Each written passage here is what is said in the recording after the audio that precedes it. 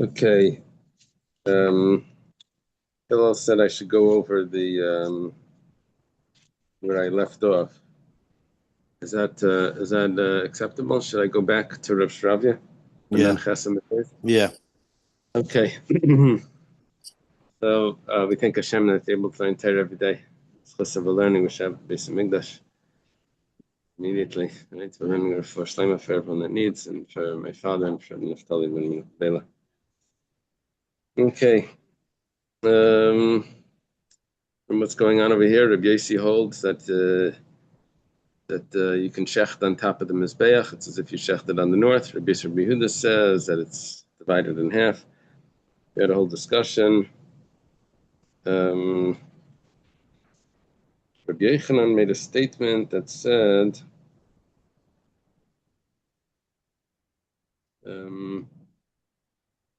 Some measurements. that Rabbi Yossi says the Mizbeach is on the north. Okay. And that's why when you shechted on top, it's on the north. Anyway, who came along? Reb Zera came along and says, I'm going to prove it to you. So Reb Yossi holds that it's on the north. And Reb Zera gives us proof from this Mishnah in Tamid that says that something. Well, first Reb Yossi gives a siman for the Mishnah in Tamid that you always take from if something that's being brought outside, it goes to the closest outside. If it's brought inside, it comes from the closest that's outside to the inside. What was that talking about? Whatever it was, we ended up saying that the Mizbeach was on the north, and there was only 4 amas that it was that you had the Amma the Yesod, and Amma of the Sefer, the Amma of the Kronis, and Amma of the walkway, and then you immediately put it there, and that would give you that amount. Anyway, it was on the north. Rav Ada Barava said that Mishnah is actually Rabbi Yehuda, who says that the Mizbeach is in the center. Well, with the 4 amas, he said it's really, what did he say? It was really 6 amas, right? It was really the 6 amas that was, you drop the amma of the Yesod and amma of the Sefer. Okay. Rav Shravya. Rav Shravya says that the Mishnah in Tamid, I should clarify again what the Mishnah in Tamid said. Mishnah said that that they would take wood, fig wood, for the Marach Shniya Shel Ketores, for the second pyre that was on the Mizbeach, which that pyre with the Y, was used for the coals that they would bring into the sanctuary, and they would put the Ketores on that. Now, where exactly was that place? Was that fire? That fire was on the outside altar. It was on the southwest altar, 4 amas off from the corner. 4 amas north from the southwest corner. So we were discussing why is it 4 amas north from the southwest corner. So according to Rabbi Yossi, it's because we needed to get it directly in front of the opening, The door. The door, and that was and we couldn't use the first 4 amas. Couldn't use the first 4 amas because the first 4 amas was including the Yesod and the Seiviv and the Koronis and then the walkway, so there was no fire there. So we had to put it right there, the first possible place. Okay, now Rav Shravya says that Mishnah that says the 4 amas, he says it's Rabbi Yossi Glili. It's actually the opinion of Rabbi Yossi Glili. The Tanya was taught in a brisa. Rabbi Yossi Glili says, we have 2 verses here. One verse says that the kiyar should be between the Ayal Mayed and the Mizbeach. Ayal Mayed means the tent of meeting. In the Beis Hamikdash, that would mean the sanctuary. In the Mishkan, that would mean just the tent, with the beams that was covered. And I have another pasuk that says, "Bes Mizbeach Ha'ela." You should put the Mizbeach Ha'ela in front of the tent of meeting. Over there it says Sham Pesach Ha'el Mayed. Sham Pesach Mishkan Ha'el Mayed. The pasuk says Mizbeach Pesach Ha'el Mayed. B'leikir Pesach Ha'el Mayed. What's in front of the opening of the Ha'el Mayed? The Mizbeach or the Kiyar? Have contradictory verses. One says that it's the Mizbeach, one verse says that it's the Kiyar. So he explains it. So he says, where was the Kiyar? It says, it was between the Ulam and the Mizbeach, but it was pulled slightly towards the south. And now it's not blocking between the Mizbeach and the entrance. So what he's doing is he's taking one pasuk, not literally, saying that when it says the Kiyar was in front of the entrance, in front of the Oyel Mayed, it's not literally in front of them, it's like in front of. We say that it's in between the Oyel Mayed and the Mizbeach. Like if there was like a race to the wall, the Kiyar was ahead, but not in front. Yeah, it depends which wall you're looking at. If it's a race to the south, then it would be it would be to ahead. If it was a race to the north, it would be behind. Mm-hmm. All right. What to the Kodesh Kadashim? No. To the Kodesh Kadashim. Yeah, it would be ahead, but on the left. On the left, correct. So Micah Savar. Now our question is: what does Rabbi Yossi hold? Why do you have to say this? Why do you have to interpret these psukim not in the literal fashion? If he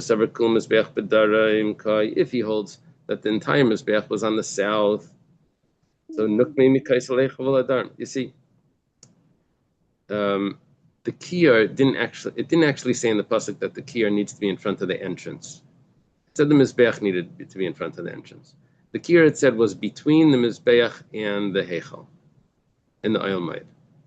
It didn't say it was in front of the entrance. So the Gemara is asking, why do we have to interpret it not literally? We could have interpreted it literally. We could have said that it's actually between. It didn't have to be pulled off. See, if I had, I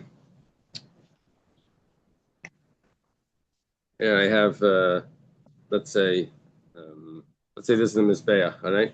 Let's say this is the Kiyar. We're actually pulling the Kiyar away from the Mizbeach, that it's not even in blocking the Mizbeach. We're pulling it out here. Why are you pulling it out there? You could have the Mizbeach in front of the tent, the opening. So the opening, let's say, would be right here. And the Kiyar would be in front of the wall. Because the doorway, remember the doorway of the Heichal was only 10 amas. So it didn't have to, it could be actually in between the Mizbeach and the Heichal. If you hold the whole Mizbeach is on the Darim, is on the south, the Nukmi be Kaisel Heichal Darim. You could put it in between the wall and the south of by the Mizbeach. It would be between, not in front of the Heichal doorway, but it would be in front of the Ulam doorway.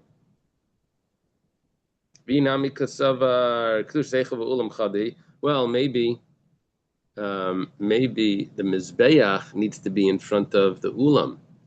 We don't want to block the Ulam doorway. Remember, the Ulam was the hallway in front that had a 20 amma doorway instead of a 10 amma doorway. Maybe we don't want to block that because we hold Kedusha Sehechal v'Ulam is Chada. We hold that it's all one. So fine, but that doesn't bother me either. Mikaisel Ulam v'Ladar. You had 32 ammas. 20 of them were taken up. Or not 20. Let's say if the entire Mizbeach is on the south, so you had 10 amas taken up by the doorway, and then you have the whole rest of it. You hold the whole 12 amas, 22 amas. Yeah, 22 amas that you can put the Kiyar there.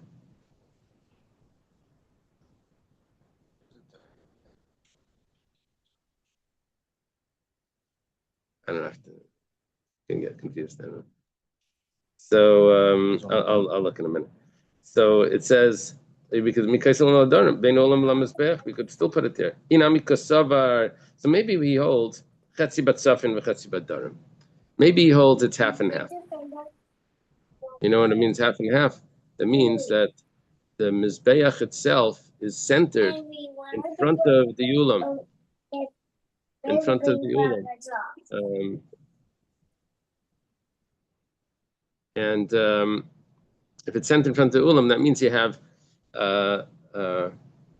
20 amas of the doorway of the ulam taken up by the mizbeach, and then I would have 6 on top and 6 behind, 6 north and 6 south, because I need another 12 amas. So even if that's the case, I'm sorry,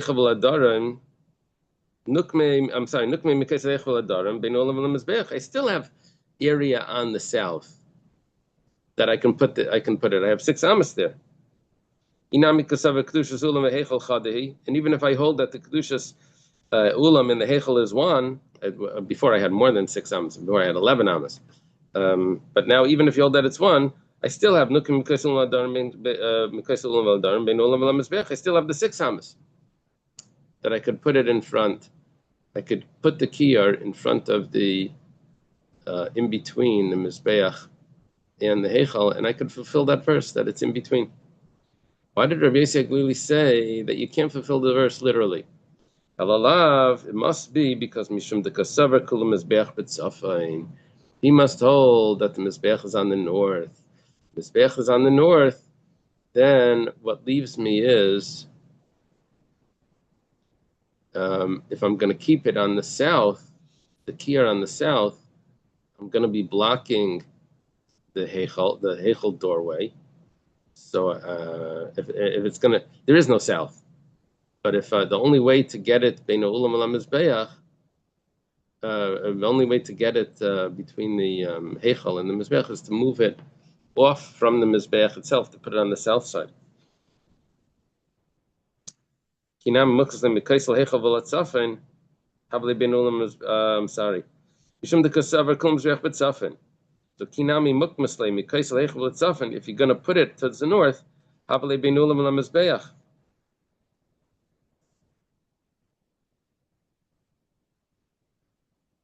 Right, and not in front of the door at all. It would be completely between the wall and the mizbeach. So they put it to the south, like you said, so it would have some of the door. And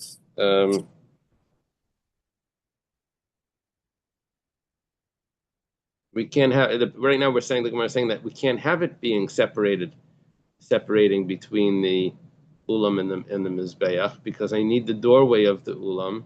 If we hold the doorway of the ulam is the same as the heichel, I need the doorway to be there, to be free directly to the mizbeach. So it's v'nukma mikaisel u'latzafen. This is something we didn't think about before. Why don't you put it to the north, and it will be between the mizbeach and the ulam? How much room would you have? The doorway was 20 amas. Mizbeach, so it's 10 amas taken up by the mizbeach. Does it say? Do you have a comment over there? How much room you would have?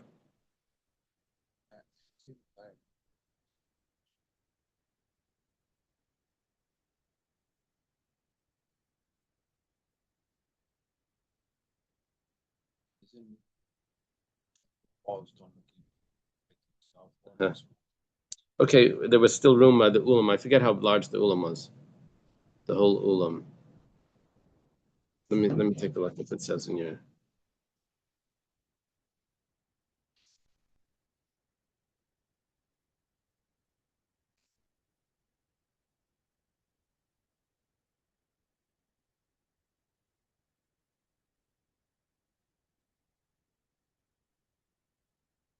Doesn't say here how big the ulam is.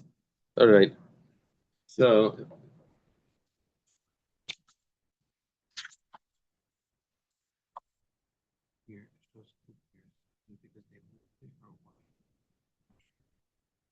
I think what it means is that you had an option of either there or there. That's what it means. It doesn't mean you had an option of placing it there and it would still be satisfactory. I don't know. So the Gemara answers, the pasuk says you can't do this because the pasuk says tzafaina. The pasuk says that the mizbeach is on the north. What does the pasuk actually say?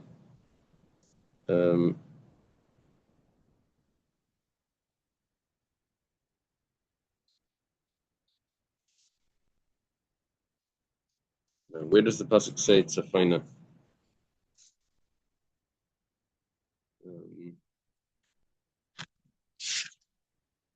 Go back. Masata ves mizbach ha'oila sham pesach oil mayed pesach mishkan oil mayed ve'ela v'seila. I don't know if the pasuk is regarding the mizbeach. Whatever the case is, it says Amakra. The pasuk says it's a faina, and I learned from that pasuk she'itzafan panim mikelim, that the north has to be empty from any utensils.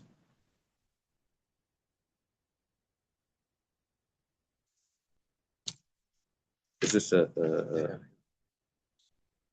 Sorry, the north of what has to be empty? the north of the Azara? Isn't the north where the posts were and the animals were slaughtered? Yeah, but no kalim. No kalim. Well, they had to be kalim. How else did they catch the blood? The Kabbalah. I guess it means no kalim. The mizbeach, I guess, wasn't considered a keli.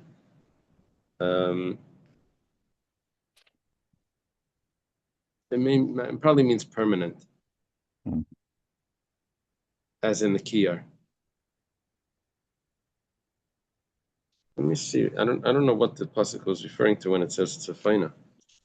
Let me see if there's a comment in this Gemara. This is around Nuntes Aleph.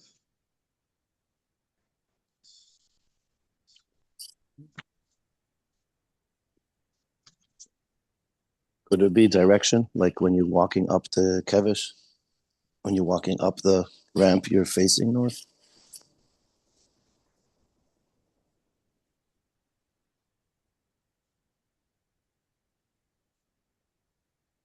You walk up the ramp, you're facing north. Yeah, that's true. And just see what the pasuk. I don't have what the pasuk is referring to.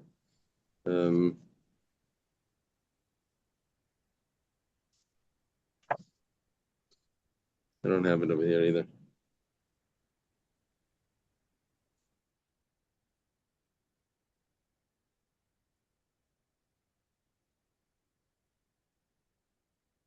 Okay. Whatever the case is, I have a special limit that it can't be on the north. It needs to be on the south. If it needs to be, if the kiyar needs to be on the south, the only way of explaining it now that it's between would be if the according to Rabbi Yossi Glili, who says that it wasn't exactly in between the mizbeach and the heichal, you're going to have to say that the mizbeach was entirely on the north, and that's why he needed to explain it in a non-literal manner. That's the case. So then the source before that we wanted to say that Rabbi Yochanan had for Rabbi Yossi to be, for the Mizbeach to be entirely on the north, is not a real, it's not compelling, because it could be that we're going to learn this according to Rabbi Yossi Glili, who held it. And Rabbi Yossi, we don't know what Rabbi Yossi actually holds. Okay. So far, we learned an opinion of Rabbi Yossi Glili that holds that the Mizbeach needs to be on the north, right? We also had the opinion of Rabbi Yehuda that says the Mizbeach needs to be in the center, right? Those are Rabbi Yehuda's opinion. That's what we had from Ravidi Baravin, or was it Ravidi Bar? No, Ravada Barava. He said Rabbi Yehuda holds that it's centered. Now we have Rabbi Yossi Glili holds that's on the north. Mantana de Palagla de Rabbi Yossi Glili. The Gemara asks, who's the opinion? What's the name of the opinion that argues on Rabbi Yossi Glili, who holds that not on the north, not in the center, but rather on the south? Rabbi Elazar ben Yaakov, that's Rabbi Elazar ben Yaakov. If I'm not mistaken, the Gemara in Talmud says that the Mishnayos in Talmud is really all the Mishnayos in Talmud go according to Rabbi Elazar ben Yaakov. Yeah. I think there was a Gemara in Talmud that told us that. I'd like to find it. The Tanya was taught in a brayso. Rabbi Elazar ben Yaakov Vaymer Tzafayna Sheitzafen Panim Miklum Bafilim in a Mizbeach. When the pasuk says Tzafayna, it's coming to tell me that you can't even have the Mizbeach on the north. Where's the Mizbeach? Not on the north, not in the center, rather on the south. Okay, start a new topic over here. Amar Rav. Rav says Mizbeach Shenifgam. If the Mizbeach gets blemished, the Mizbeach needed to be smooth that it wouldn't even catch your fingernail. The edges of the mizbeach need to be perfectly square. If it had a defect in it, so then kol hakodshim shenishchatu sham psulim. Anything that was slaughtered at the time when the mizbeach wasn't perfect is invalid. Rav is the first of the sages in Bavel in the Amoraic period, and he says Mikrahu biyadenu. It was actually a pasuk that I learned this from. However, b'shachachnua, but I forgot what the pasuk is. Kisalik Rav Kana, when Rav Kana went from Bavel to Eretz Yisrael, Ashkel Reb Shimon Rebbe, the Kamer Mishim Reb Shmuel Reb Yosi, Minayin Lemizbeach Shenifkam Shkala Konshim Sam Psulim. He overhears Rav Kana. You remember Rav Kana? Remember in the Baba Kama, Rav Kana had to run away from Bavel because he killed an informer, and they told him that if he doesn't leave, the government's going to get him. So he ran to Eretz Yisrael, and over there he met Rabbi Yochanan. That was the whole story where Rabbi Yochanan thought he was laughing at him because he had a cleft palate. And they told Rabbi Yochanan, "Be careful, Ari Alam Bavel." And Rabbi Yochanan was asking things. And anyway, whatever the story is, Rav Kana is in Eretz Yisrael, and over there he finds Reb Shimon, Rebbe's son of Rebbe, Rabbi Yehuda Nasi's son, Reb Shimon. And he says in the name of Rabbi Shmuel Bar Yosi that how do we know that the mizbeach that's blemished, that everything that was slaughtered at that time is pasul? It says v'zavachta Allah v'seileisecha v'shlamecha. You should slaughter on it the burnt offerings and the shlamim. Do you slaughter the offerings on the mizbeach? Ella kashu shalom like shuchaser. It doesn't mean actually on top of it. It means while it's existing, but only when it's whole, intact, not when it's blemish. So when Rav Kana hears what in the name of Rabbi Shmuel Bar Yosi, he says, I found the pasuk that Rav had forgotten. Yeah. Okay.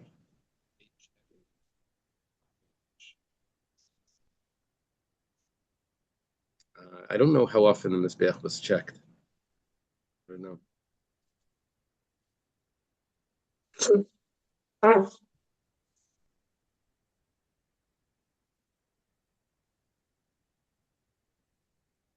Rabbi Yochanan Amar.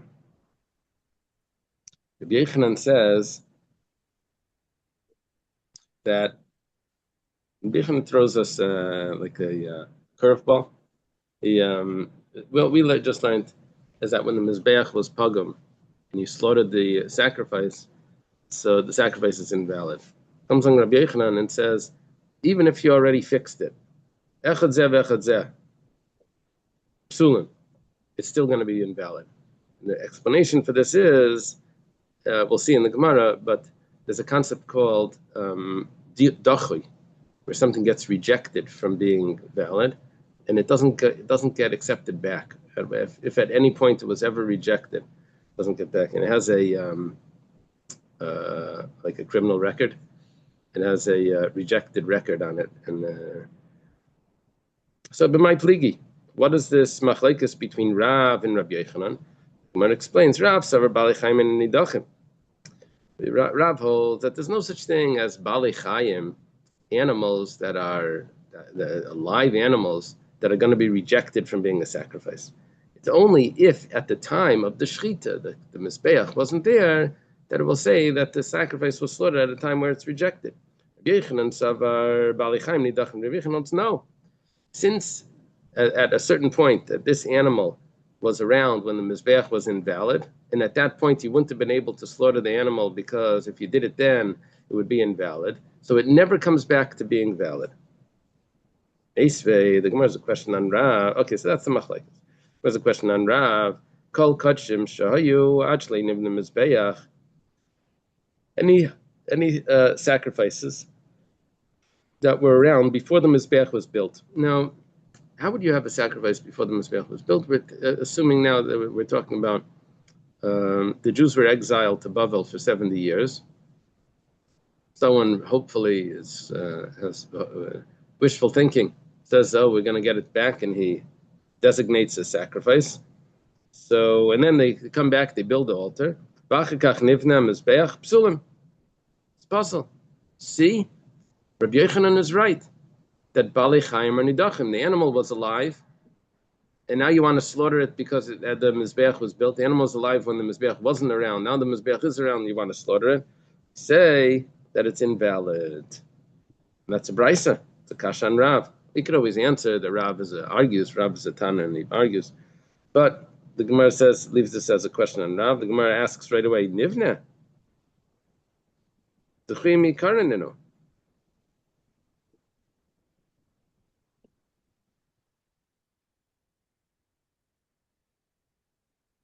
This is problematic. This is problematic because there's really a machlekes. The machlekes about Bali Chaim Nidachim that we're saying now between Rav and Rabbi Yochanan is called Nira v'Nidcha. At the point that it was consecrated, it was eligible. Then it has a moment when it's not eligible to be brought for whatever reason because the Mizbeach was blemished. And now it comes back. Did we say Nira v'Nidcha? But now you're telling me a brisa that says Dichei mi'ikara, that it never was eligible. He says that's an independent machlokes. And if you're going to say that this is the clear pshat in this brisa, then how could there even be a machlokes about Dichei mi'ikara? If I have a brisa clearly that says Dichei mi'ikara is considered dachi. Ella, rather, we have to adjust we amend the brisa. We say Ad shlei neras hamizbeach. I have to say that what happened here was that by the first temple, we had an animal we wanted to bring us a sacrifice. But then Nebuchadnezzar comes and destroys the Beis HaMikdash. Now, so it was Nira. There was a moment when it was eligible to be brought, but then it was destroyed. And now, with 70 years later, we show up and this goat has a long beard, and we want to offer this animal now on the new Mizbeach. So the Gemara says, Neras. Before it was destroyed, now the animal's too old. The animal should be invalid not because of the Nira v'Nidcha, because the Beis HaMikdash, the Mizbeach, was destroyed in the interim. It should be puzzled because the animal's too old, and this one of the psulim is that if the animal's too old. Ella, we have to say is actually nifkam Mizbeach, nifkam Mizbeach psulim. We're gonna have to adjust the price again. We're gonna say that the animal was around before the blemish happened to the Mizbeach, before they threw their esrogim and chipped the Mizbeach. Remember that? They threw the esrogim and chipped the Mizbeach. And then so this animal that was eligible before that is now not eligible. And then they fixed it back. So we say that it's going to be puzzle. Now this is going to be a kasha on Rav. Rav holds that Bali Chaim are not nidachim. That if it was alive, it's not a problem. The Gemara says, didn't you have to adjust the brisa 2 times to figure out what it's talking about? Once you're adjusting the brisa, you see that it's going through an editing process. So let's edit it a little more, and we'll say that any sacrifice that was shechted when the mizbeach was nifkam is puzzle. We'll adjust it a little more. Once you're amending it, it's open for correction. So we'll correct it like that, and that will fit perfectly with Rav. Rav said that if the sacrifice is slaughtered at the time when it was nifkam, when the time was blemished, so then the sacrifice is invalid. Okay, so good. Gemara asks, how could you say that there's an issue if the mizbeach is blemished, that you can't bring the sacrifice, and if you do, it's going to be puzzle? How could you say that? Rav Gidl says in the name of Rav that if you don't have the mizbeach at all, talking about the mizbeach apnimi, so don't worry about that. You take the ketores and you put it on the floor. Put the coals and the ketores on the floor. You offer it right there. You don't need the mizbeach. So the Gemara answers this. So how could Rav say that if it's blemished, it's no good if you don't need it at all? Just take it away. The Gemara answers, like Rabbi says, there was another discussion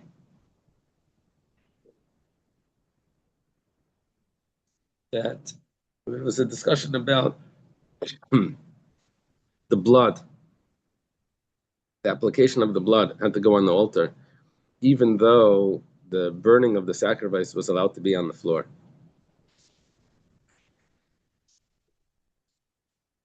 Yeah. So Rabbi Yehuda, that says that it's allowed to be on the floor, he says, but the blood still needs to be applied to the altar. He says, if that's the case, Achanami. What Rav said about the Mizbeach doesn't need to be there. That was talking about the Ketairas. Because the burning could be on the floor. Burning of the sacrifice, a regular sacrifice, and burning of the Ketairas could be on the floor. However, Maida Rav, B'damim,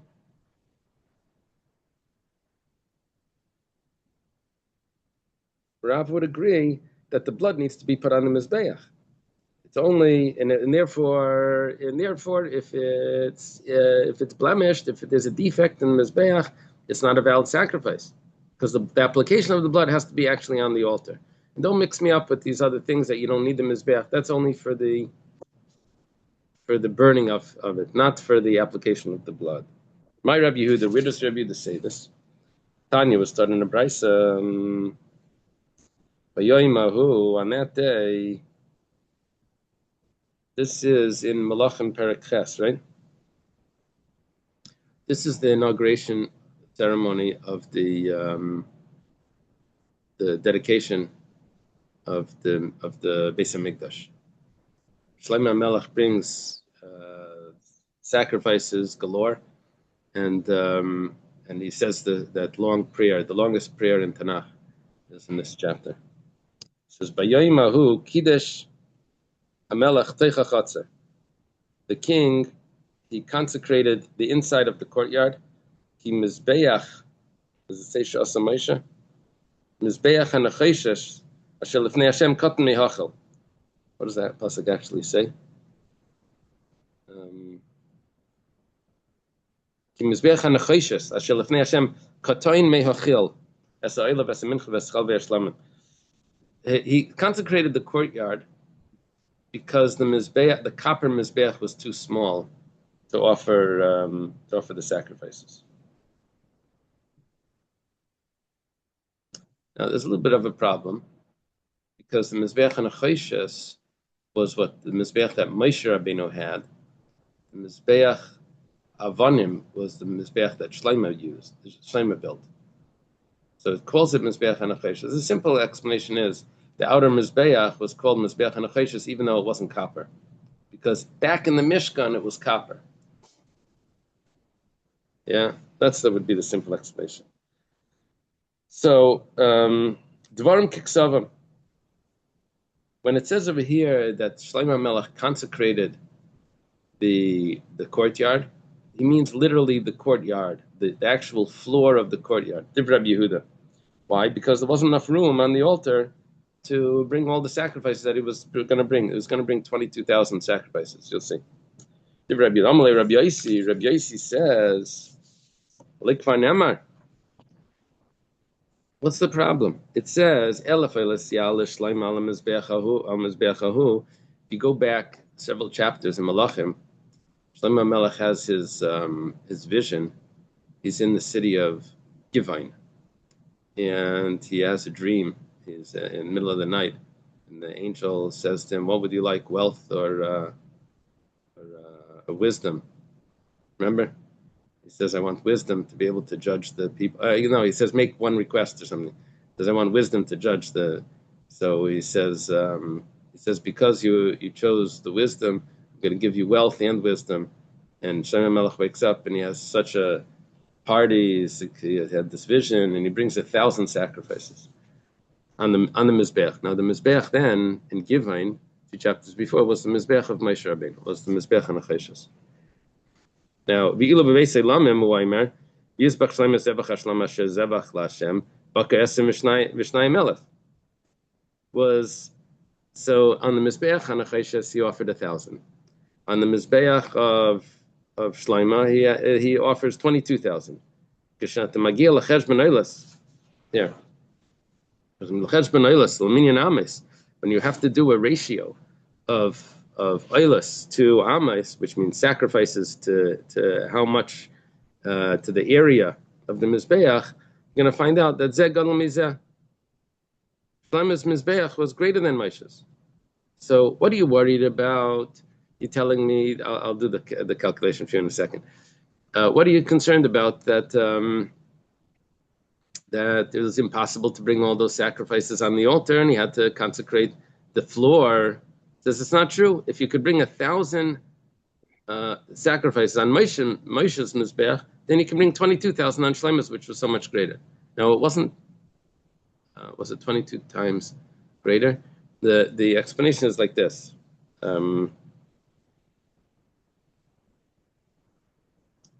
The Mizbeach, if you calculate the Mizbeach of Moshe, it was 5 by 5 amas.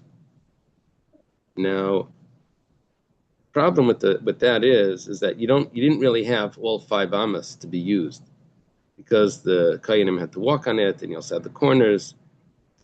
Turns out that out of those 5 amas, you only had 1 amma that you had the fire on. So it was 1 by 1 amma. 1 by 1 amma. Compare that to Shlomo's Mizbeach, which gave you 20 amas by 20 amas. 20 amas by 20 amas is 400 times. It's 400 times, right? 20 times 20. It's 400. It's 400 times the amount of Moshe's Mizbeach. So he brought 1,000 on Moshe's Mizbeach. And now he's bringing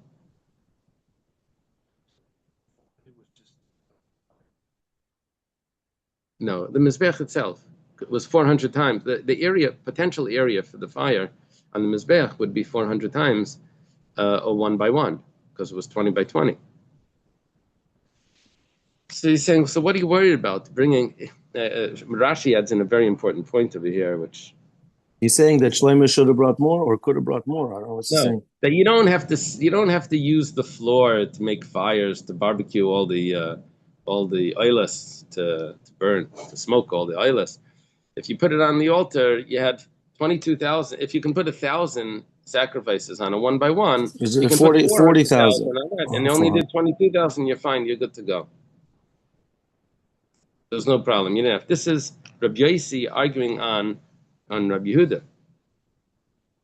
Rabbi Yehuda says that you have to consecrate the floor. Rabbi Yehuda says you didn't have to. Now Rashi adds in this important point that how were they able to burn so many sacrifices? He said the fire came from heaven. Like in heaven, it consumed it like that. And you still have to shecht it also. They had to do so many things. Yeah, there was a lot of shechita going on. It was probably like Maron, because you don't need a kayan to do the shechita. Maron, they're shechting animals and barbecuing on Lag Baimer. So, and then they would just, get a kain to sprinkle the blood, and then they would bring it up on the fire. It was an oila. They would have to skin it. That's time consuming. Okay. Now it says over here, the Zevach Shlamim was Shlamim. It wasn't oilers. It was 1,000 oilers by Givon.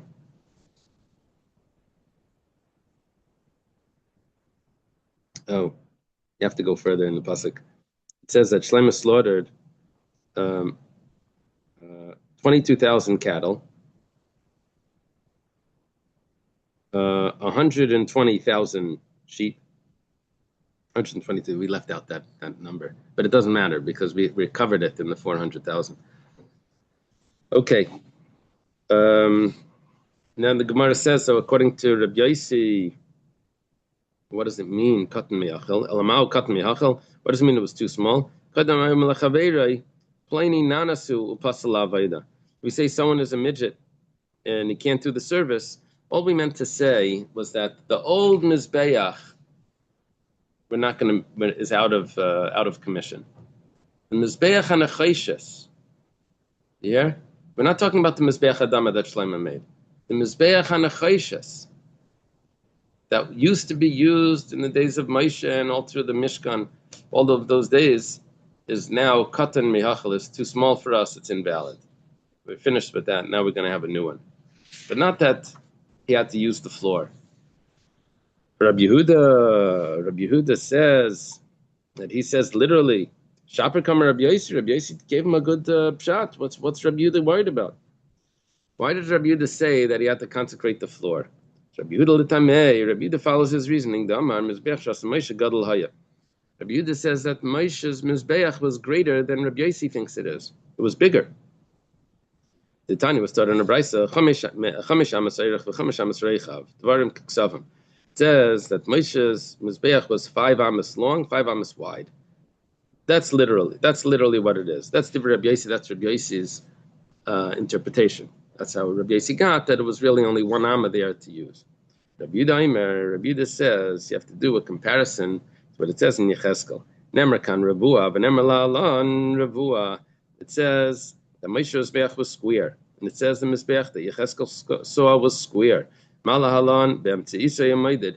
Over there in Yecheskel, when it says how big the Mizbeach was, it says it was 12 amos, I think. It says, yeah, it was square, and it was 12 amos, not 12 amos square, but you measured the 12 amos from the center, which meant that it was 24 amos by 24 amos. Afkan be'emtzeisa yamayid. So to over here, when it says that it's 5 amos, it wasn't actually 5 amos, it was actually 10 amos. Why are we measuring 5 amos? You measure from the, what's the point in the middle of a circle called? Is there a word for that? Sorry, what was the question? Is there a term for the point in the middle of a circle? That's where you put the pencil with the string, you know? Yeah, that thing that pokes all the kids in school.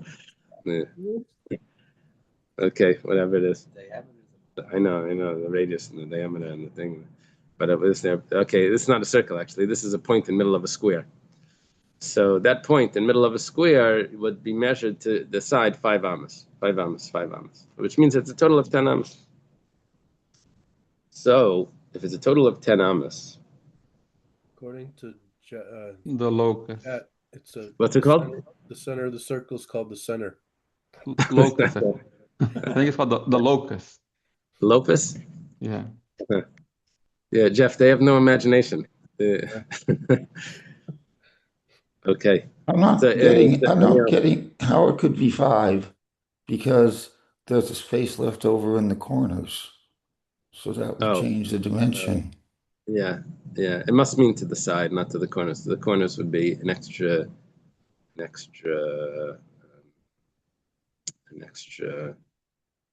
What's the Pythagorean? You'd have to do. Yeah. You know what I'm talking about?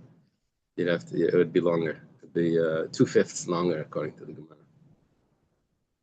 Which means if it was 5, that square was 5, it would be 7. The corner would be 7. The corner 49. These dimensions, I don't know how other people feel, but to me it's incomprehensible how everything could be accomplished within these dimensions. Uh-huh. I'm not talking about the Fire from heaven. The Mizbeach HaKsonis, the big one, with the little one.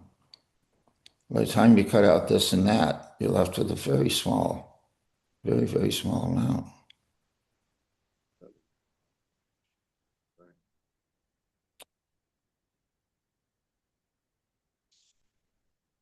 I guess I'm just not getting this. I'm saying the Mizbeach of Moshe, that was only, if you hold like Rabbi Yossi, it was literally 5 amos. It's very small. Right. If you hold like Rabbi Yehuda that it was 10 amos, 10 by 10, you hold that it was 10 by 10, and it could only burn 1,000 sacrifices. So,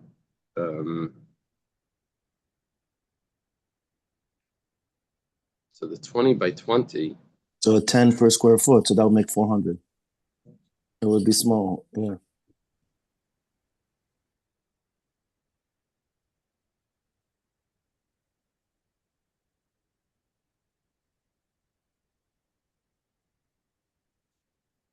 So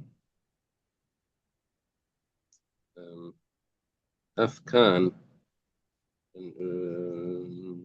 Afkan Memsishem 10 by 10.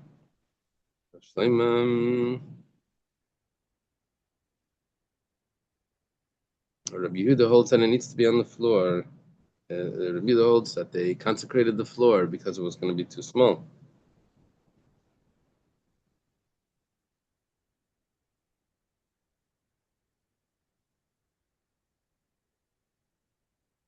It says like this. I want to explain to you the Rashi. Yeah, just the calculation. If you have a 10 by 10, so then you have to subtract an amma on each side for the corners. I'm down to 8 by 8. You have to subtract another amma for the koyanim to be able to walk around. I'm down to a 6 by 6. I have a 6 by 6. Now let's compare the 6 by 6 over to the Mizbeach. Excuse me. The Mizbeach that was 20 by 20. Because we subtracted the same thing for the corners and the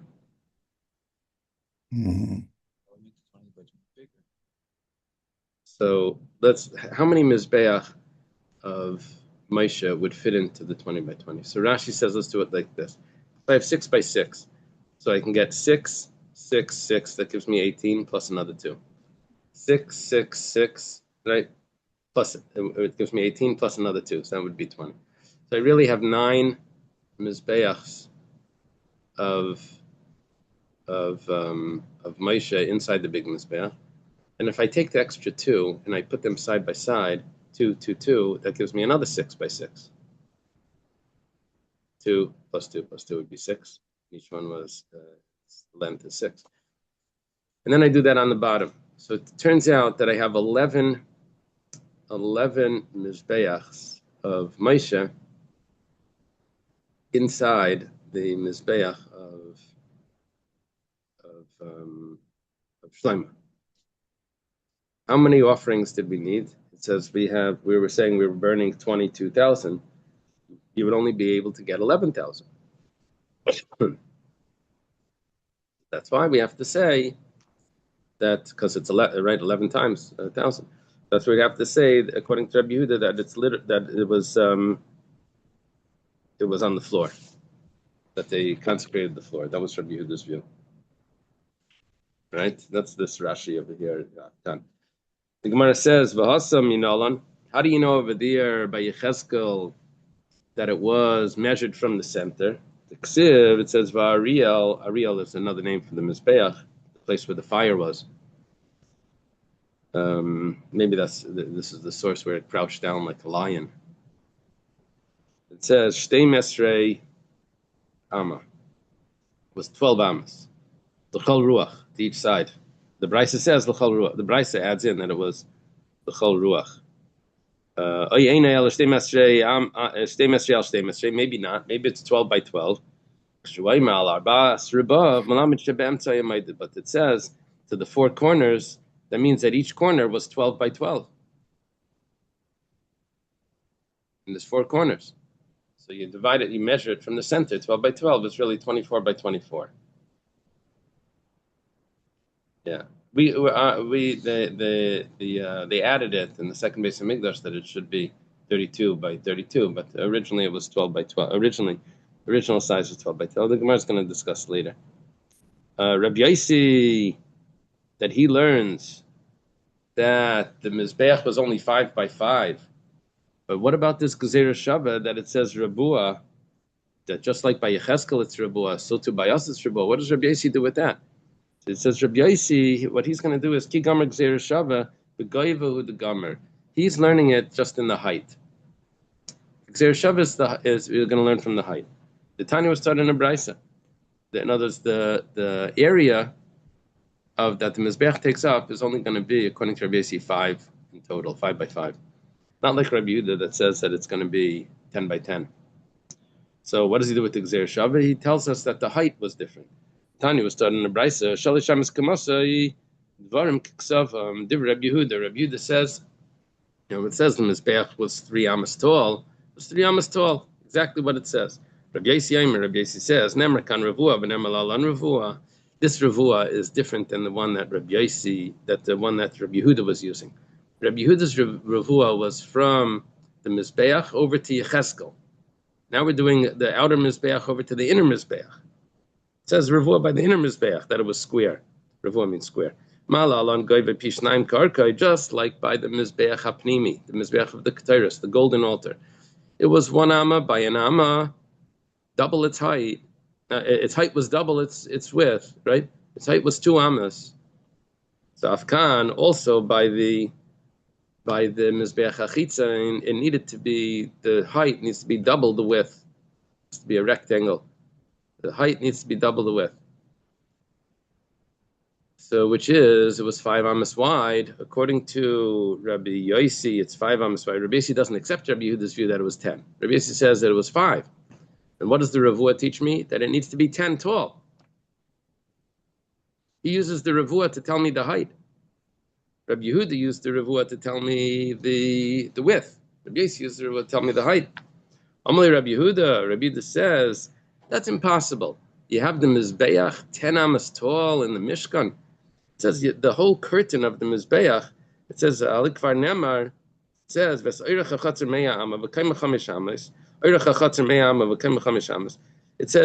that it was 100 amas long, but the height of the curtain, there was called Kalaim, these curtains that surrounded the courtyard of the Mishkan, were only 5 amas tall. It says, Efsher Kayin Oimed al Gabi Mizbeach Vavida Biyad V'cholam Reinos Machutz. Is that nice? That the Kayin standing on the altar and everyone's watching him? It shouldn't be like that. It should be covered. And you have a Mizbeach that's 10 amas tall, and the whole curtain is only 5 amas. Amalei Rabbi Yossi says, Alikvar Nemar, no, I have another pasuk. It says, it says that they were covering over the courtyard, covering over the Mizbeach, covering the Mishkan and the Mizbeach. Ma Mishkan Eser Amas, just like the Mishkan was 10 amas. And af Mizbeach Eser Amas, also the Mizbeach is 10 amas. Vaimer, and so the pasuk is telling me, Kloim Chamish Esrei Amma El Akasif. It was going to be 15 amas at its edge.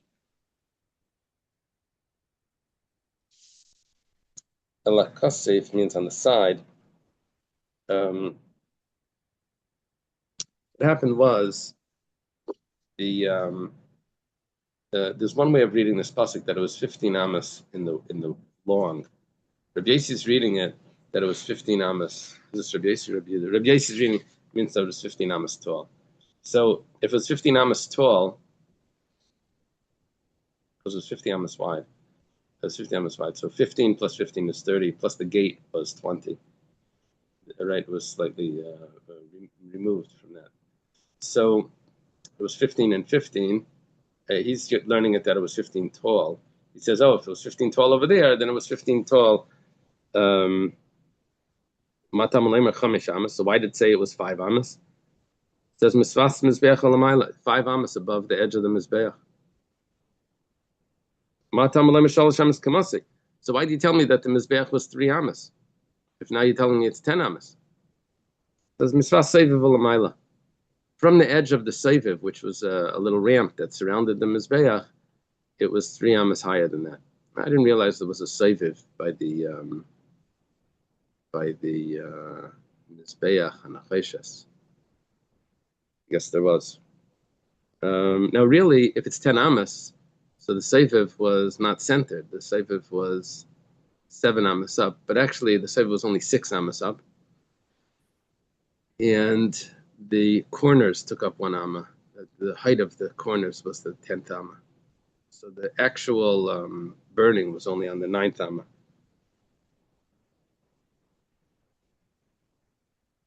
Okay. Rabbi Yehuda that says that the Mizbeach was only 3 amas, he gomer gzeir shava berachu the gomer. He says that the gzeir shava that tells me that Ravua that Rabbi Yossi used to tell me that the height needs to be double the width. Rabbi Yehuda doesn't use that for the height. He uses it to tell me that the width needed to be just the corner of what the width was. You measure from the center, from the, what was it called? The lupus? Yeah? Locus. Lopus. Lupus sounds like a Locus with a disease. C. Yeah. With a C. Like locus. Oh, locus. Yeah. Oh, locus. Oh, okay. There we go. Like focus. Yeah. Focus with an L. So the areal took up space too. It wasn't just a dot. It must have been like 2 amas big. So then you can So actually get. I think what we can do is I'm guessing here, but if we say that it was 1 amma, then the corners were 1 amma taller. You follow it, Josh? If the corners went up 1 amma, and so when you covered it over, like for packing, it would be, the covering would be held by the corners. You would actually have a gap of an amma under the corners to where the actual. So if it could crouch down to an amma, that would work. Okay. Rabbi Yehuda that says that the Mizbeach was 3 amas. The curtains were 5 amas. Rabbi Yehuda, I get you can't see the Mizbeach because the curtain was 2 amas taller than the Mizbeach, but the Kayan that's standing on it maybe another 4 amas. 3 amas, 4 amas. No, it would be 3 amas. Right? We imagine a person is 3 amas, at least in a mikveh when he crouches down. It says 3 amas by an amma by an amma. So he's 3 amas. You're looking at the Kayan's head, standing on top of the Mizbeach, 3 amas tall. The curtain's only 5 amas. The Gemara says, "Nehi the Kayan mischazi." You can see his head. You're right, but avoida the biyadeh mischazi, but you can't see what he's doing. You can just see his head. Okay. Bishleim Rabbi Yehuda. According to Rabbi Yehuda, that he said that the Mizbeach of Shlomo was too small, and they had to consecrate the floor, and it's of Kiddush. That's what it means, that he consecrated. They had to consecrate the entire floor. Rabbi Yosi, my Kiddush. According to Rabbi Yosi, that says that they were able to hold it on the altar. According to Rabbi Yosi, the altar was 10 amas tall, but it was only 5 amas wide. And then the Mizbeach of Shlomo was 400 times that amount. It was able to contain. So according to him, everything could stay on the altar. My Kiddush. What does it mean consecrated? We didn't consecrate the floor. It says we consecrated it lahamid ba mizbeach. We consecrated to be able to place the mizbeach. Consecrated as a courtyard to place the mizbeach. Bishlam Rabbi Yosi, according to Rabbi Yosi, that he says that it was too small and he had to consecrate the floor. Hainu d'ksiv katayin, that it was too small. El Rabbi Yehuda, my katayin. What does it mean that it was too small?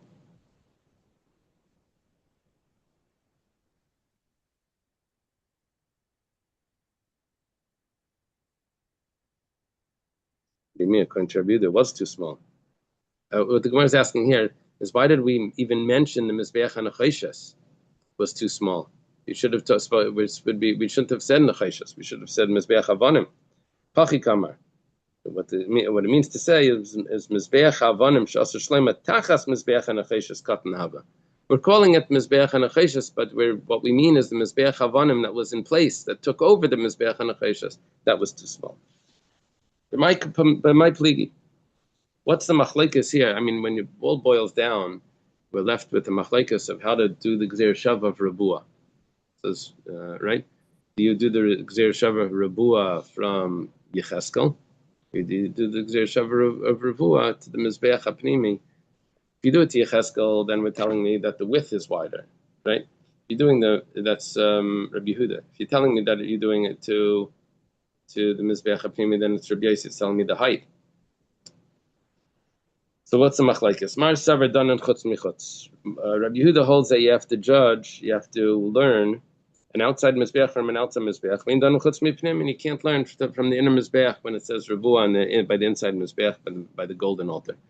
Mar savar Rabbi Yosi holds danan keli mikeli. We judge the mizbeach hanacheshes from the inner mizbeach. Vein danan keli mibinyan, but you can't judge the keli from Moshe to the one of Yecheskel. Yecheskel was made out of stone. and as opposed to the keli of Moshe, which was made out of copper. So that's Rabbi Yossi's view, that it would be better to, if it says in context, we're going to do the verbal analogy. We're going to use the verbal analogy, the Gzeir Shava, from something that's similar to it, which is a vessel. Amar Rava, we go back to discuss what Rabbi Yehuda said. Amar Rava, Ma'id Rabbi Yehuda b'damim. Rabbi Yehuda says that when it comes to applying the blood, it has to be on the actual altar. The Tanya, it can't go on the floor. It's not in the brisa. Rabbi Yehuda says, when they would slaughter the korban Pesach, they would put the cup, dip it down onto the floor, and they would take up a cup of blood.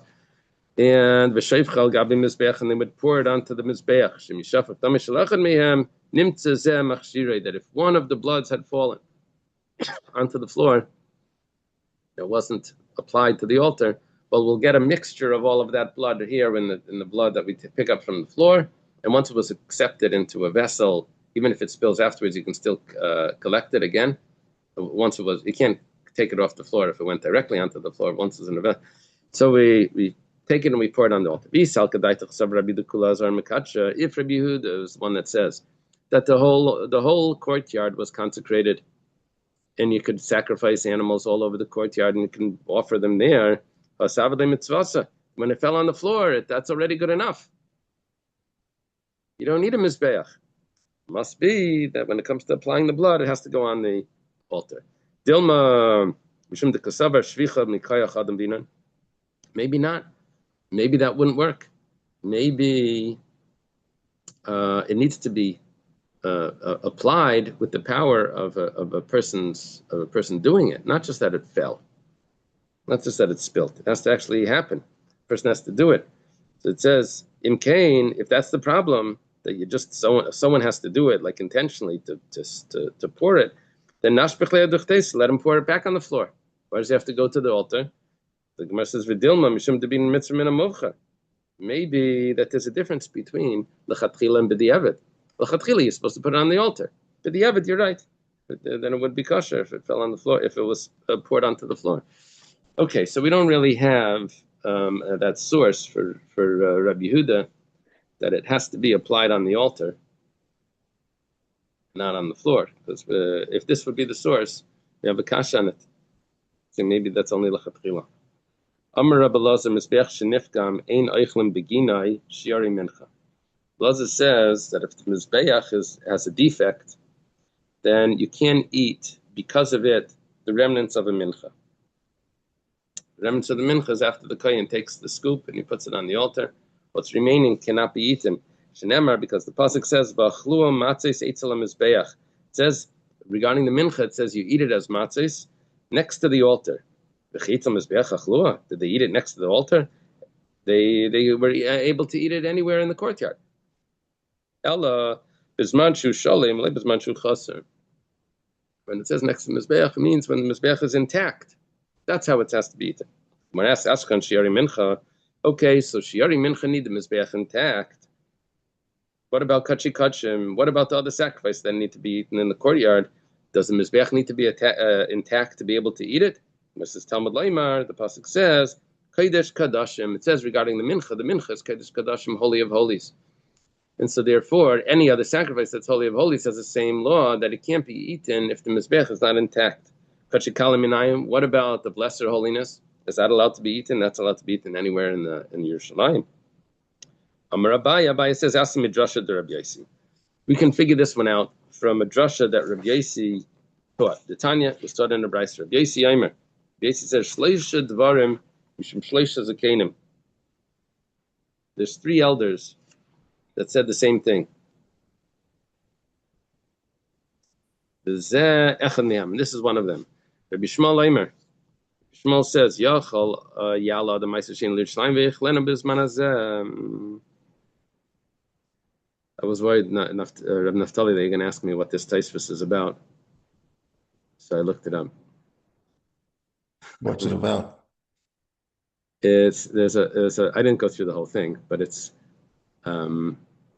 regarding if Kedusha Rishon Kid Shalashaita, if Eretz Yisrael and the Mizbeh and the Harabayas, all of that still retains its holiness. now after the destruction. And what was relevant to that, what came up, what came up was if the laws of Trumas and Meisers in Eretz Yisrael still apply, if you don't hold that, and if you are able to offer sacrifices on the place of the Mizbeach even today. And it's discussing Rashi's Girsayis, different Girsayis. This is quite a big Taisvus, but you see it takes 2 pages. Yeah. Remember the Rav Tzvi Hirsch Kalisher? You actually gave me a sefer, Naftali, from Rav Tzvi Hirsch Kalisher. The sefer you gave me was on Chesed Mishpat. Right. But he wrote a sefer. He wrote a letter to Baron Hirsch, not Baron Herzog, to Baron Hirsch, offering him to be Mashiach. We're going to go to Eretz Yisrael, and we're gonna be able to offer sacrifices over there, and he just wanted him to sponsor it, and he could be Mashiach also, and he was Shir Kalish is a Talmud of Rabbi Kiveger, I think. And I think he was using this type of logic where you don't need to have the Mizbeach there. You can anywhere on the you can just offer the sacrifice as is, and I guess they would go to the mikveh or something. Yeah. That was just a footnote that he was going to be a Mashiach. Like, oh, do this. By the way, I'll also be Mashiach. Yeah, I think that was part of the deal. I actually have a copy of the letter, and it's the handwritten. It's in one of the. It's a book on Ritzir Kalisher, and they sold the book with like some books have maps that are in the back cover folded up. You have to fold this out and open it up, and it comes like 3 pages, a massive page. This yeah. Anyway, so we're talking about now. Rabbi Shmuel says, maybe a person could go to Eretz Yisrael, go to Yerushalayim. He's in Eretz Yisrael. He's taking Meiser. He's in Eretz Yisrael. Go to Yerushalayim. Even though we don't have a Beis Hamikdash, and we don't have the walls, the original walls. But he should go up there and be able to eat his Meiser Sheni, Vidinu. And it could be, we could say, or the logic is going to be that you can't do it. But let's see. It says, Bechar Tarnavas Makam. A Bechar, a firstborn animal, has to be brought to Yerushalayim. And the Meiser also has to be brought to Yerushalayim. It's just like a Bechar, you need the Beis Hamikdash. We all offer the sacrifice. Meiser also needs to be, we're doing this comparison, Meiser also needs to be in front of the Beis Hamikdash, which means, well, in standing. Where it says, 1 second, how can you compare that? The Bechar is the sacrifice. You have to apply the blood on the altar. You don't have an altar. Meiser Sheni, what's Meiser Sheni? It's grain. What's the problem? It says, well, Bikurim Yachichu. What about Bikurim? Bikurim, there's no application of blood on the altar, and nevertheless, Bikurim are only brought when there's a Mizbeach. So, same thing with Meiser. You had a Kashi, you can't learn from Bechar. I can prove it from Bikurim. It says, Mala Bikurim, Shekentun and Hanacha. But Bikurim needs to be placed down in front of the altar. Meiser Sheni doesn't. So normally what the Gemara would now do is the Gemara would say, well, what's the common denominator between Bechar and Bikurim? Is this and that, but also include Meiser. The Gemara doesn't do that. The Gemara says, Talmud Loimar, so the pasuk tells me, Makish Meiser lebechar. But if you look at that pasuk, it says, Meiser seichem, Bechar spekachem etzemchem, Makish Meiser lebechar. Ma Bechar yinol b'fnei abayis, haf Meiser yinol b'fnei abayis. It throws in a pasuk that says that it needs to be, you can't bring, Rabbi Shmuel tells me that you can't bring Meiser today. We learn it from the pasuk about Bechar. The Gemara says, V'nahadadina. Why didn't you do V'nesi v'ma'atzad? Why didn't you go back and return to that logic and do the ma'atzad? What's the common factor between the two, between Meiser and, not Meiser, between Bechar and Bikurim? It says Mishum. We would say that both of them need to be brought to the place. So it needs to be brought to the mizbeach. So to this needs to be brought to the mizbeach. Mishum dikal mifrach. He says because we can ask because both of those are different because both of those have something to do with the altar. The blood needs to be applied to the altar, and bikurim needs to be placed in front of the altar. But Meiser doesn't have anything to do with the altar, so how can you could learn it to join it together? So therefore, we need the pasuk. So my kasavar, what does Rabbi Yishmael hold regarding the holiness of the Beis Hamikdash? Ikasavar kedusha rishayna.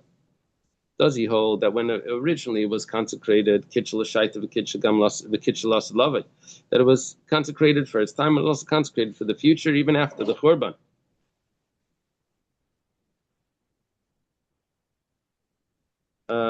So if that's the case, then the answer would be that would be no problem to bring it up on the to bring Meiser, because it's still holy. Only thing is, we have a problem because you need the wall of Yerushalayim, which is not there. So, but if that's the problem, then afilu b'char nami.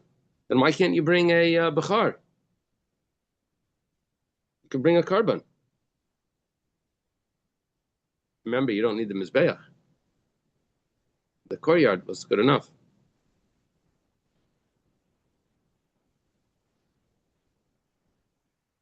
Quote over here, the Gemara Megillah, that Rabbi Yeshua said, "I heard that you can bring a carbon even if there's no bias."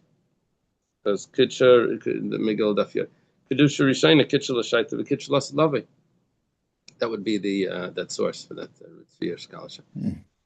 V'kasavar lekitcher l'salavi. And if we hold that it's not holy, then I feel b'char nami tibai. Then why was he only asking about Meiser?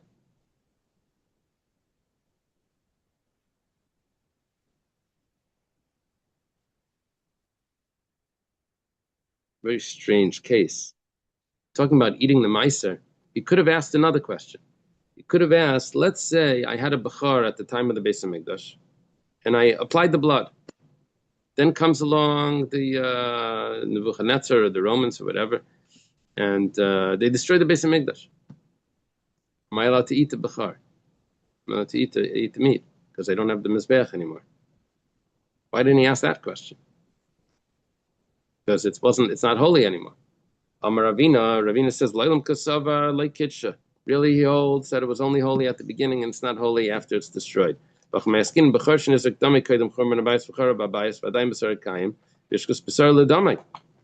we're asking is, we're doing a comparison between the meat and the blood. The blood was applied when the Beis Hamikdash was there, but now the Beis Hamikdash is destroyed. Do we say Ma damai b'mizbeach af b'sari b'mizbeach? Do we say that just like the blood needed an altar, so too the eating the flesh needs an altar, and therefore you can't eat it? And if that's the case, then I can learn Meiser from Bechar. And I would say that just like the Bechar can only be eaten if there's a Mizbeach, so to the Meiser can only be eaten if there's a Mizbeach. It says, 1 second. The flesh of a Bechar, where did we learn that from? We learned it from the blood, that the blood needs a mizbeach. So just like the blood needs a mizbeach, so to the flesh needs a mizbeach. Just like the flesh needs a mizbeach, so to the meiser needs a mizbeach. Right? It says 1 second, but I have one hekesh from the flesh from the blood to the flesh. I have another hekesh from the flesh to meiser.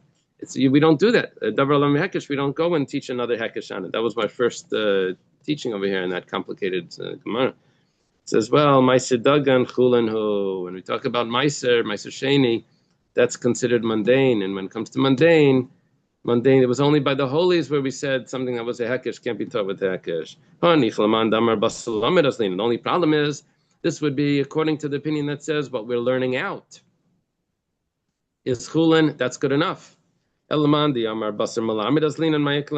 if you follow the one that's teaching, and the one that's teaching is Kodesh, the blood that the teaching is Kodesh, and I consider it all Kodesh, and I can't learn a Hekesh to another Hekesh. So the Gemara says, it's not a Hekesh because the blood and the flesh is one thing, and that's what Rabbi Yishmael learns. When the blood and the flesh is one, it's not considered two. It's not considered two steps. It's considered one step, and that from that goes over to and that goes over to the Meiser that I can't eat it in Yerushalayim nowadays. Now, all of this was Abaya telling me that Kachim Kalam can't be eaten if there's no Mizbeach. And he learns it from Rabbi Yossi that has this discussion about Bechar, or Rabbi Shmuel that it takes from Bechar to tell me about Meiser. Kisalik Ravin. Ravin was a traveler, but Ravin, now we're saying when Ravin went, not usually Ravin would come from Eretz Yisrael to Bavel. This is when Ravin went from Bavel back to Eretz Yisrael. Amal Shmaita Kamei Rabbi Yirmi. He said that what Abaya taught that Meiser, that Kachim Kalim can't be eaten if there's no Beis Hamikdash. He said it over in front of Rabbi Yirmiyah. Amar, Rabbi Yirmiyah said, Rabbi Yirmiyah spoke like this typically about the Babylonians, even though he came from Bavel. He says, Babloi Tipshoi, the foolish Babylonians, Amtel the Yasvi Baruch HaSheicha, Amri Shmaita de Mechashcha. Because they sit in darkness, so they say dark statements, which means not clear. Like Shmila de Tanya never heard what it was taught in the Brisa B'Shas Silik Masayis, that when they were traveling, when they would take apart the Mishkan, it says Kodshim Nifsalim. It says the Kodshim that were there, they became puzzle. You couldn't eat them because the Mizbeach wasn't there. However, even though the Mizbeach wasn't there and you couldn't eat it, but it was still considered, the oil mayed was still considered an oil mayed. And therefore, the camps were still considered camps. And if there was a Zav, he needed to leave whatever camp it was, which was the camp of Levi. And the Mitzayra had to leave the camp of Yisrael, which meant that the camps still had their names were still applied. We have another brisa that says in two places Kachim was eaten. One would be when the Mishkan was standing. One was when it was traveling. In other words, you were still. Why do we say Kachim Nifsalim? If you're allowed to eat it. Let me see. My love, Habakachi Kachim, Habakachim Kalim. We have a contradiction here. One says that it was puzzle. One says that it was still eaten. So how do we resolve this? We say one is Kachi Kachim. Kachi Kachim, you need the Mizbeach. And Kachim Kalim, you don't need the Mizbeach. And here we go. It's the Kasha and Abaya. Abaya said Kachim Kalim needs the Mizbeach. Comes on Rabbi Yirmiyah and proves in order to resolve the contradiction in this brisa. So he proves that Kachim Kalim doesn't need the Mizbeach. Amar Ravina says, no, not necessarily. Could say, Idi v'idi b'Kachim Kalim. Both are talking about Kachim Kalim. B'lei Kasha. Rabbi Shmuel, Rabbanim. Could just say it's a machlekes. Rabbi Shmuel that said that the Bechar needs a Mizbeach. When Bechar is Kachim Kalim, he holds that Bechar that all Kachim Kalim need the Mizbeach. The Rabbanan, we're now imagining that the Rabbanan argue on Rabbi Shmuel, they would say that Kachim Kalim don't need the Mizbeach. Okay, so there's two parts of the brisa with the two different opinions. Iba Yasema, if you want, you could say Haba Kachi Kachim. Both are talking about Kachim Kachim. My B'shnei Mekaymes. What does it mean? There's two places where it's eaten, and we thought before it meant when the Mishkan is intact, and one was when it's not intact. Could say Kaidim Shiam Delaviyam Es Mishkan. One is where it was eaten before they stood up the Mishkan. And once is when they took it down. When they took down the Mishkan, the Mizbeach was still standing. What we're saying is that even though the Mishkan was taken apart, the Mishkan means the actual structure of the sanctuary, even though that was taken down, but the Mizbeach was still there. What's happening is that they took off the curtains around. So, there's no curtain left. And maybe it's not considered in there. Maybe it's considered that it left the courtyard. It says, no, Kamash Malan, that it's not a problem. It's still considered in the courtyard. Maybe it actually is considered left. The oil mayed travels, which tells me, even though it's dismantled, but it's still considered the oil mayed. So that area where the Mishkan was is not considered that it's not the oil mite. It's not considered the area of the Mishkan. That area, even though it's missing the oil mite, is still considered the area of the Mishkan.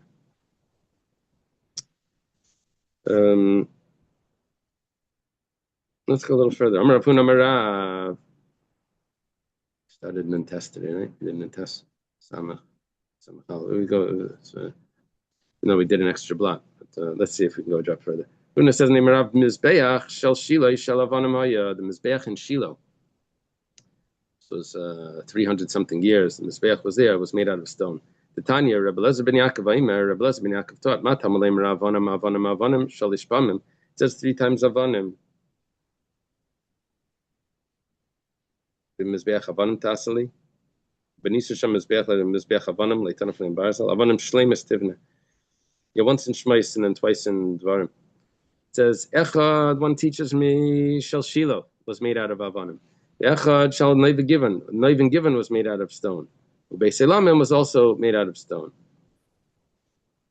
The Beis Hamikdash. I thought Givan was the one of Moshe. That's what I was learning before when Shlomo brought it. The Maseches Zavachim Barami. Rav Acha Barami has a question. The fire that came down only left the Mizbeach HaNachashis in the days of Shlomo. It was, and the one that came down in the days of Shlomo, it was there until Menashe came and he destroyed the Mizbeach. The Misa, if we would accept the statement of Rav Huna in the name of Rav, that the Mizbeach HaNachashis wasn't there in the days of Shiloh, Mikaru this Dalaklei. Already in Shiloh it was missing the fire. Why do you tell me it's that lasted until Shlomo? Shiloh was before Shlomo. Shiloh was with Eli. Huda Amar Reb Nassan. We said that Rav Huna will follow the opinion of Reb Nassan. The Tanya Reb Nassan Aimer Mizbeach Shel Shiloh Shel Nachashis Haya Chalal Umalei Avanim. Reb Nassan says, and Rav Huna would follow this, that the Mizbeach of Rav Huna follow this. Says Reb Nassan says the Mizbeach of Shiloh was made out of copper. It was hollow and it was filled with stones. The Mizbeach of Moshe was filled with dirt. So according to him, the Mizbeach of Shiloh already was different than Moshe. It was different than Moshe because that Moshe was filled with dirt. His was filled with stones. So therefore, the fire was different also. Rav Nachman Bar Yitzchak Amar. Rav Nachman Yitzchak says, "My leinistalka." What does it mean that it didn't leave? Leinistalka levatala. It didn't stop. It was still there in a small manner. Maihi. What does it? What does it mean in a small manner? Rabbanan Amri Shviva Habe Meshadra. It would send out sparks. It would go back and forth. Sometimes it would come onto Moshe's Mizbeach, sometimes it would go onto the other Mizbeach. Where was the other Mizbeach at this time?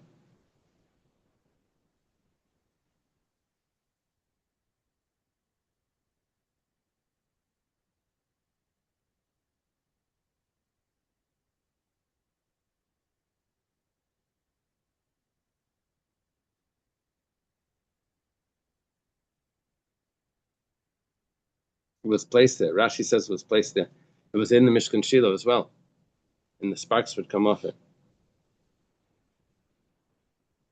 Okay. Let's leave it over here. See where we stopped. So we're holding by Tanan Hassan.